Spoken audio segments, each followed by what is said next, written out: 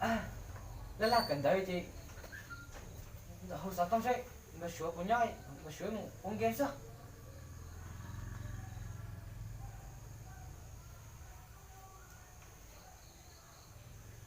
Alo, mà sửa là có punya cewek nhá là của tôi yêu muốn đồng game nữa.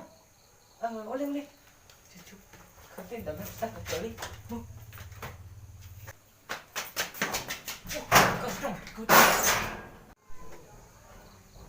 Ôi giờ cơ trong này giờ bữa trẻ đây.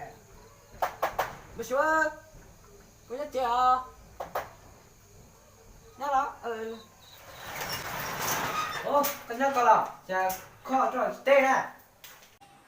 Tức là giờ là tao của để tao cho cái mặt tay nông nghe. Mày rồi nữa. Chưa má cũng đồng cái à.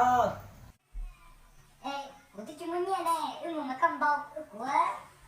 Ủa mà bao mà, có thật sự của mình bao đồng cái chưa. Uống đi.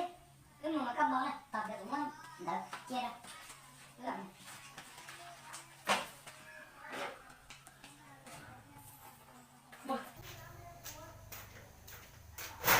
Chưa mà.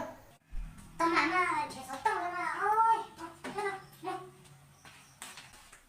Thế nào cũng cờ nhá. Rồi, hay phát rồi.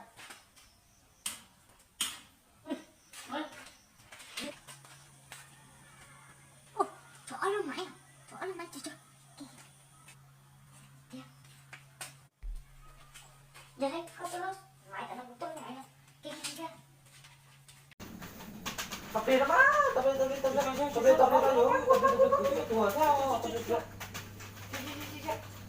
Tập đi mà cũng là phát có một tụi ăn nhỏ tụi đó mà. Tao nói phát quá, chẳng lẽ